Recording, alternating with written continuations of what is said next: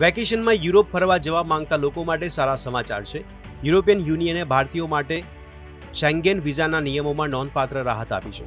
ભારતીય નાગરિકો પણ લાંબી માન્યતા સાથે મલ્ટિપલ એન્ટ્રી શેંગેન વિઝા માટે અરજી કરી શકે છે.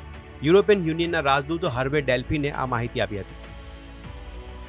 ઈયુએ પોતાના નિવેદનમાં કહ્યું કે નવા વિઝા નિયમો અનુસાર ભારતીયોને 2 વર્ષની વેલિડિટી સાથે લાંબા ગાળાના અને મલ્ટી એન્ટ્રી શેંગેન વિઝા જારી કરી શકાય છે.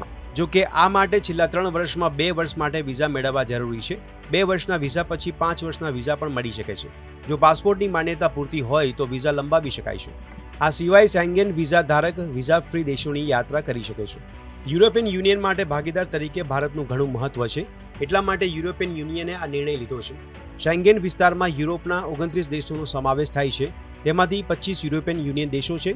બેલ્જિયમ, બલ્ગેરિયા, ક્રોએશિયા, ચેક Republic, Denmark, Germany, Estonia, Greece, Spain, France, Italy, Latvia, Lithuania, Luxembourg, Hungary, Malta, Netherland, Austria, Poland, Portugal, Romania, Slovenia, Slovakia, Finland અને સ્વીડન યુરોપિયન યુનિયનના સભ્ય દેશો છે.